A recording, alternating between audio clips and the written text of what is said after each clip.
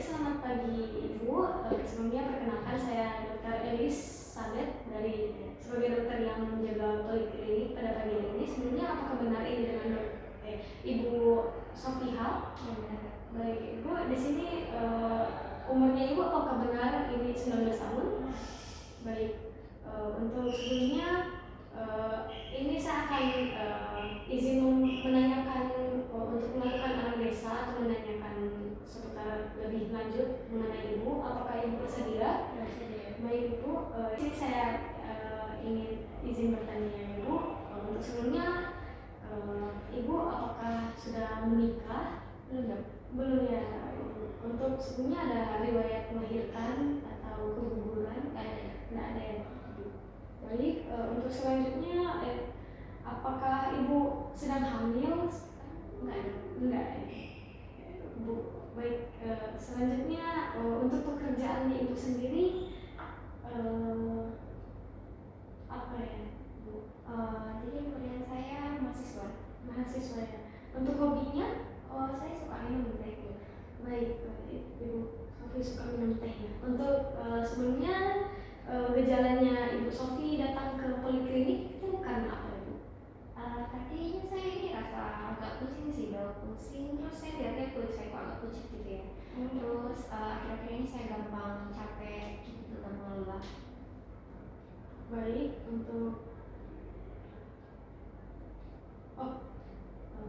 itu kira-kira sudah berapa lama ya gejalanya dirasakan? Sebenarnya sudah 1 bulan lebih sih ya. Oke. Untuk sebelumnya apakah ada faktor yang memperberat atau memperingan dari gejalanya? Sebelumnya sih faktor yang memperberat mungkin kalau misalkan saya kecapean, artinya saya merasa kayak pusing-pusing gitu gitu. Baik. Untuk sebelumnya saya akan menanyakan untuk riwayat dari Ibu sendiri ya. Untuk sebelumnya ada keluhan tambahan Ibu? Tidak sih, tidak ada ya. Untuk sebelumnya apakah Ibu ada mengalami riwayat perdarahan atau trauma? Nggak pernah ya. Untuk menstruasinya Ibu sendiri, maaf ya Ibu, apakah lancar? Bulan? Iya, bulan. Baik. Untuk pola BAB dengan DAK-nya sendiri apakah normal? Normal, cuma kadang kalau misal buang air besar itu resesnya itu agak gelap gitu. Baik. Untuk tadi saya nggak tanya susunan keluarga ya. Untuk susunan keluarganya Ibu Sofi sendiri, Ibu Sofi anak keberapa dari berapa bersaudara kalau boleh tahu? Saya anak kedua dari 2 bersaudara. Untuk sebelumnya apakah Ibu Sofi punya riwayat penyakit sebelumnya seperti hipertensi atau MAH? Enggak, tidak ada ya. Baik, apakah Ibu Sofi sudah pernah berusaha untuk melakukan pengobatan dari gejala-gejala yang Ibu Sofi alami, kayak riwayat pengobatan seperti obat MAH atau iya? Enggak ya, saya nggak ada obat. Tidak ya. Baik.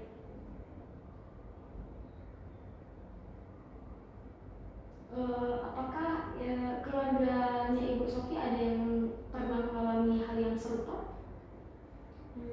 Enggak sih, tidak sih. Untuk riwayat sosial ekonominya Ibu, apakah Ibu seorang vegetarian di sini? Iya, saya seringnya sih makan sayur ya, jarang sekali saya makan daging. Makan sayur ya Ibu kebanyakan.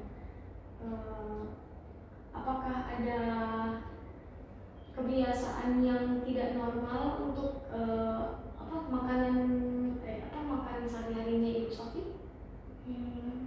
Kan saya orang mahasiswa ya, jadi saya mungkin lebih sering skip makan ya, soalnya sibuk ya. Mungkin saya makannya itu paling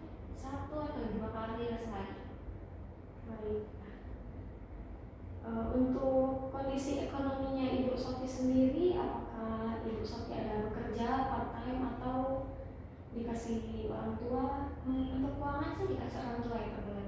Oke. Baik Ibu, di sini dari berdasarkan hasil tanya jawab tadi atau anamnesa, ada kemungkinan Ibu Sofi mengalami anemia defisiensi zat besi ya Ibu. Di sini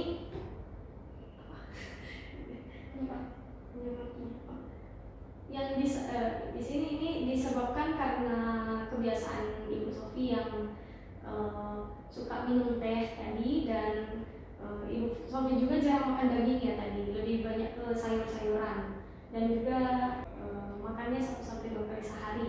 Anemia defisiensi ini zat besi ini sendiri merupakan ya cadangan zat besi dalam tubuhnya Ibu Sofi ini berkurang. Jadi ada gangguan absorpsi. Baik Ibu, di sini saya akan memberikan suplemen zat besi ya Ibu, penambah zat besi untuk Ibu Sofi atau pil penambah darah. Bisa diminum 1 kali 1 hari ya, untuk setiap hari. Namun di sini efek samping dari suplemen penambah darahnya ini bisa menyebabkan rasa mual, dan juga dada akan terasa panas atau terbakar. Dan juga di sini saya akan memberikannya obatnya yang lewat oral ya, atau obat minum. Baik, di sini saya akan meminta Ibu nanti sebentar untuk pengecekan darah, untuk dimonitoring lagi retikulosit dan hemoglobinnya. Baik, jadi ini setelah pemberian terapi yang baik, Ibu bisa ada kemungkinan ya sembuh total. Jadi tidak perlu dikhawatirkan. Saya akan mendokumentasikan hasil anamnesa terlebih dahulu lagi ya Ibu. Untuk sebelumnya ini dengan Ibu Sofi H, umur 19 tahun, belum menikah, belum juga ada riwayat melahirkan dan keguguran, tidak sedang hamil. Pekerjaannya Ibu Sofi sendiri mahasiswa, hobinya suka minum teh ya. Dengan susunan keluarganya tadi, anak kedua dari 2 bersaudara, Ibu Sofi mengalami riwayat gejala seperti pusing dan terasa seperti melayang ya tadi. Dengan untuk faktor pemberatnya sudah dirasakan 1 bulan, dan faktor pemberatnya itu saat Ibu Sofi merasa kecapean. Tidak ada riwayat perdarahannya juga tadi ya Bu. Untuk menstruasinya lancar, pola BAB dan BAK-nya normal, namun pada fesesnya itu berwarna hitam, kehitaman ya Bu. Iya. Untuk riwayat penyakit sebelumnya tidak ada, riwayat pengobatannya juga tidak ada, riwayat penyakit keluarganya juga cuma Ibu Sofia. Dengan tadi riwayat sosial ekonominya Ibu tadi, Ibu lebih suka makan sayur ya. Makanannya juga durasinya 1-2 kali sehari, dan ekonominya dikasih orang tua ya, jajan begitu. Baik, di sini tadi obat-obatan itu. Jadi kemungkinan ini, tata laksananya ini, efek sampingnya ini. Jadi ini kemungkinan Ibu Sofi mengalami anemia defisiensi zat besi, dan di sini saya akan memberikan terapi yang tadi. Saya akan memberikan suplemen penambah darah atau vitamin zat besi, penambah zat besi untuk Ibu. Untuk efek sampingnya sendiri tadi seperti tadi, kemungkinan untuk mual, terasa terbakar juga di dada,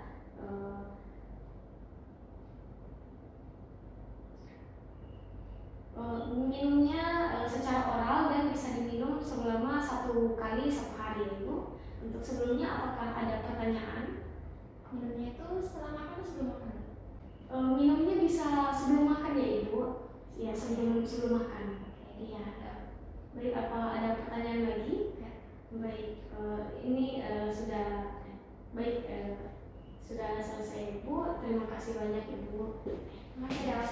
Baik, selamat pagi Ibu. Sebelumnya perkenalkan saya Dr. Elizabeth, Dr. Elizabeth sebagai dokter yang menjaga poliklinik pada pagi hari ini. Sebelumnya apakah benar ini dengan Ibu Sofiha? Ya, benar. Baik, Ibu Sofiha. Baik, Ibu Sofiha.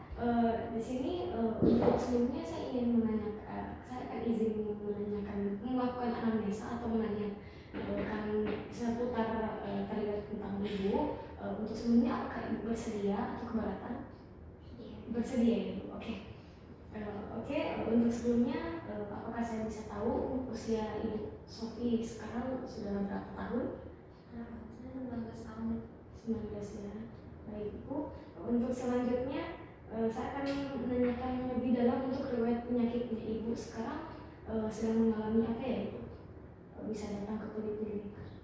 Saya ada mimpi sering lemas, pusing gitu. Oh, lemas, pusing, kayak kelelahan gitu ya? Iya. Dengan ada sesak nafas juga mungkin? Kadang begitu. Oke Ibu, lelah, lemas, kadang ya? Kadang sesak nafas. Untuk sebelumnya apakah ada riwayat-riwayat sebelumnya seperti Ibu pernah patah tulang atau ada gagal pertumbuhan atau dulunya sempat diabetes atau ada gangguan pendengaran atau penglihatan Ibu? Dulunya saya pas kecil itu tinggi saya lebih pendek dari teman-teman saya lain. Baik Ibu, dulunya tingginya tidak seperti anak-anak pada umumnya Ibu. Baik, untuk sebelumnya apakah Ibu dulunya pernah mengalami riwayat penyakit sebelumnya seperti ada malnutrisi atau ada kanker atau ada ya Sebelumnya belum pernah seperti itu. belumnya Ibu? Iya. Jadi tidak ada Ibu. Oke, untuk selanjutnya apakah dulu pernah sempat untuk mengobati penyakit ini Ibu? Oke, ada riwayat pengobatan mungkin? Atau belum? Pengobatan ya enggak kayaknya. Baru ini ya? Oh, iya. Atau ada dulu ada riwayat transfusi belum ya? Kalau transfusi kayaknya saya pernah 2-3 kali pas kecil. Oke. Baik Ibu. Untuk selanjutnya saya izin menanyakan tentang keluarganya Ibu ya Ibu. Untuk sebelumnya apakah ada riwayat penyakit keluarga yang diturunkan ke Ibu atau seperti ada anemia atau riwayat seperti ya? Kalau ya ibu saya itu ada anemia. Ada anemianya ya. Baik. Baik Ibu, untuk ini penyakitnya Ibu ada kemungkinan Ibu mengalami thalassemia ya Ibu. Berdasarkan dari hasil anamnesa tadi, Ibu dulunya tingginya lebih rendah daripada anak-anak pada umumnya dan dulunya juga Ibu ada sempat mengalami riwayat transfusi ya sebanyak 2-3 kali ya Ibu. Kemudian ibunya sempat ada mengalami anemia Ibu. Baik, di sini saya ada kemungkinan Ibu Sofi mengalami thalassemia ya Ibu. Thalassemia itu sendiri merupakan penyakit genetik yang diturunkan ya Ibu. Sehingga apabila ada anggota keluarga yang terdiagnosa seperti tadi ibu dari ibunya ada anemia, itu bisa dilakukan pemeriksaan screening terhadap anggota keluarga lainnya juga. Takutnya ada yang memang ya belum terdiagnosa gitu. Untuk selanjutnya saya akan melakukan tata laksana dari thalassemia sendiri Ibu. Untuk Ibu saya akan memanajemen thalassemianya Ibu meliputi seperti transfusi darah lagi karena mulai muncul lagi gejalanya pada Ibu. Dengan mungkin kalau mampu Ibu Sofi bisa transplantasi sutul dan pemberian kelatin agent untuk mencegah terjadinya hemosiderosis atau yaitu overload besinya. Mungkin ada perlunya tambahan suplemen asam folat juga dan pengurangan absorpsi besi dengan minum teh dan mengurangi pengonsumsian vitamin C ibu. Untuk dari tata laksana tadi itu ada kemungkinan terjadinya efek samping terapi. Ibu untuk contohnya tadi transfusi darah ada resiko penularan infeksi seperti hepatitis B dan C dan HIV serta ada resiko hemosiderosis tadi itu, sehingga perlu ada monitoring juga untuk status besinya ibu secara rutin dan pemeriksaan lainnya juga untuk mengetahui adanya penimbunan zat besi pada organ-organ dari ibu seperti jantung dan hatinya ibu. Untuk selanjutnya saya akan melakukan evaluasi periodontal ibu dengan Ibu Sofiha umur 19 tahun, datang dengan keluhan mudah lelah, ada lemas juga dan ada sesak nafas kadang-kadang. Selanjutnya dulu Ibu Sofi tingginya lebih rendah dari anak-anak lainnya ibu. Tidak ada riwayat penyakit dahulu. Untuk pengobatannya dulu Ibu Sofi sempat ada riwayat transfusi sebanyak 2-3 kali dan riwayat keluarganya ibu dari ibu itu ada anemia ya ibu. Untuk selanjutnya di sini kembali lagi kemungkinan diagnosisnya thalassemia. Saya akan memberikan tata laksana seperti tadi, ada manajemen thalassemia seperti transfusi, mungkin juga transplantasi sutur bila diperlukan, dan pemberian keratin agent untuk mencegah itu adanya efek samping. Kemudian akan dikasih suplemen asam folat dan juga ibu disarankan untuk lebih sering minum teh dan mengurangi konsumsi vitamin C. Baik, tadi juga mengenai kemungkinan efek sampingnya tadi sudah dijelaskan ya ibu. Transfusi ada resiko terkena hepatitis B, C, dan HIV. Selanjutnya saya akan melakukan evaluasi terapi ya ibu.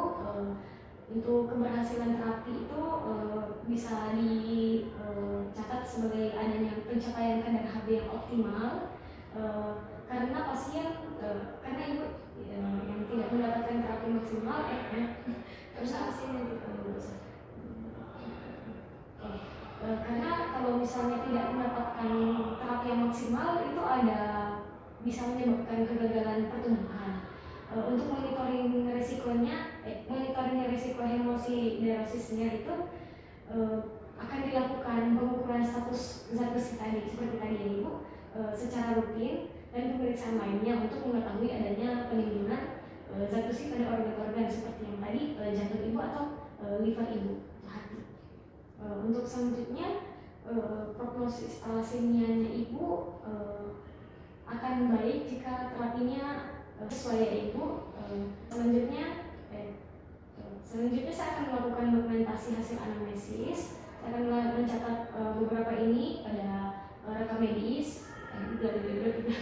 Oke, sampai di mana tadi? Mungkin efek samping. Sudah tadi efek samping dari terapinya dan evaluasi terapinya akan dibilang atau dikabarkan berhasil apabila kadar Hb-nya mencapai hasil yang optimal. Jika tidak maksimal akan menyebabkan kegagalan pertumbuhan juga ibu. Kita akan melakukan monitoring risiko hemosiderosis juga untuk overload besinya. Ini pengukuran status zat besi secara rutin untuk mengetahui adanya penimbunan besi pada organ-organ seperti jantung atau hati ibu ya ibu. Untuk prognosisnya tadi juga sudah disebutkan itu baik ya ibu jika terapinya rutin atau tepat ya ibu. Untuk sebelumnya apakah ada pertanyaan? Ya ibu, baik ibu untuk